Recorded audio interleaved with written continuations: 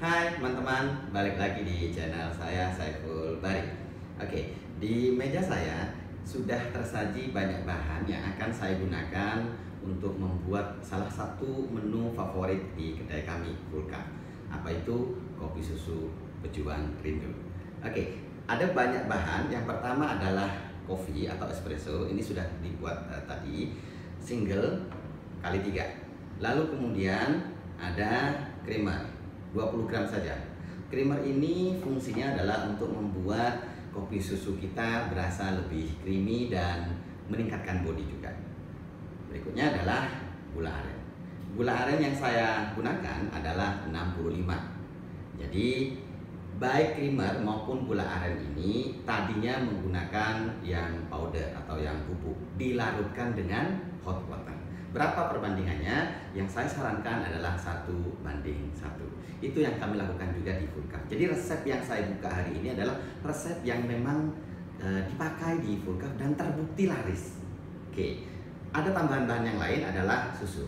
Susu yang digunakan susu UHT.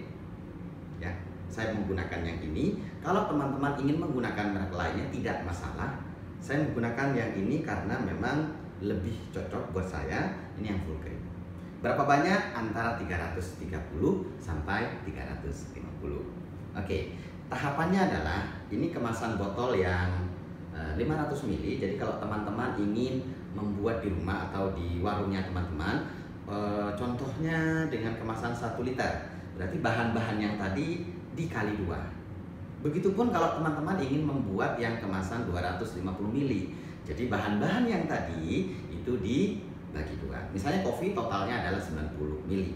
Jadi kalau misalnya 1 liter tinggal dikali 2. Kalau 250 ml tinggal dibagi 2. Oke, sip. Oke, bahan pertama yang akan saya masukkan untuk tahapannya adalah gula aren.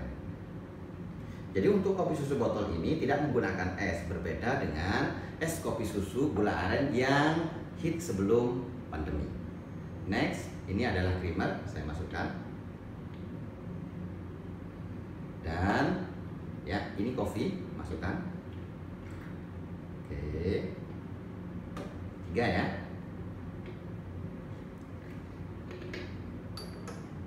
Oke, nah baru kemudian kita akan masukkan juga apanya, susu UHT nya.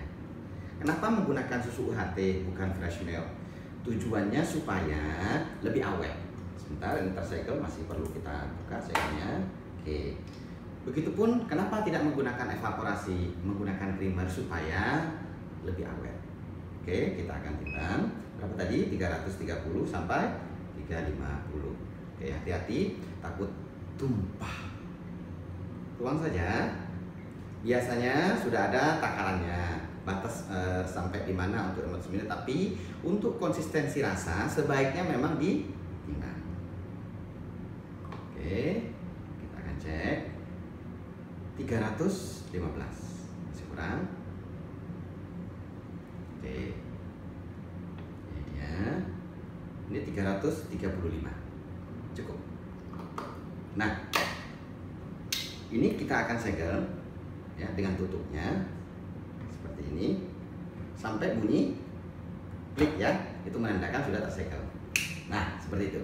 Oke, nah di Full Cup ini dinamakan kopi susu pejuang rindu. Jadi sekali lagi saya sampaikan, resep yang saya sharing ini adalah memang resep yang kita pakai di sini. Jadi udah terbukti ya, bukan coba-coba gitu. Oke, seperti ini. Untuk mempercantik tampilannya ya. Ini dia, ini. Oke. Kopi susu pejuang rindu. Kemasannya kemasan 500 ml untuk di Full Cup. Saran penyajian ya, dan kalau ingin dinikmati, kopi susu yang macam begini kan tidak menggunakan es, sehingga sangat pas ketika dinikmati dalam kondisi dingin. Jadi ini sebaiknya disimpan di chiller, di showcase atau di kulkas, lalu nikmati. Boleh dengan es, boleh tidak. Jadi biasanya kalau sudah masuk ke kulkas, chiller atau showcase itu bisa langsung minum. Tapi saran saya, jangan langsung dihabiskan sekali duduk. Teman-teman tahu ini menggunakan espresso berapa? Jadi kalau misalnya teman-teman itu langsung sekali duduk habis, apalagi 2, hati-hati deg-degan kayak ketemu pacar dulu ya. Jadi kenapa? Ya espressonya banyak gitu. Seperti itu ya teman-teman. Jadi nanti ini untuk dinikmati kan baru dibuat nih. Kalau misalnya mau dinikmatin ya kita sebaiknya menggunakan es saja. Oke, boleh minta es sedikit sambil menunggu. Itu ya teman-teman. Oke, saya akan buka lagi karena kita akan coba. Oke, kita akan coba. Thank you deh, thank you. Oke, kita akan coba. Ya, seperti ini. Nah, ini kan baru dibuat ya. Oke. Ya. Mau nyoba kalian? Enak ya? Asik.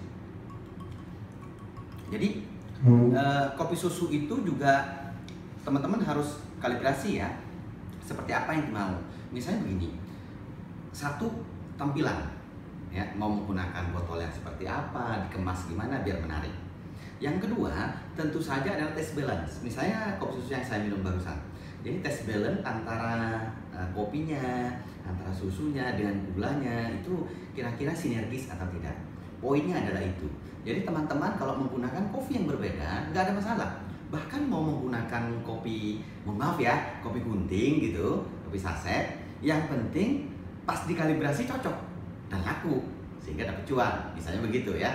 Jadi tolong dikalibrasi dulu taste balance-nya kayak apa, jangan asal buat gitu ya. Misalnya terlalu ke kopi banget, terlalu ke susu banget, nah itu juga ya di pasar biasanya ya responnya akan kurang, seperti itu ya. Dan berikutnya, kopi susu itu juga ada flavornya ya. Jadi bukan hanya gampangannya manis lalu kemudian pahit saja, tetapi ada flavor-flavor yang kita mau. Makanya kemudian untuk penggunaan kopi saya sarankan kopi-kopi yang blending atau blend, coffee blend yang dominan robusta. Ada teman-teman yang menggunakan 100% robusta.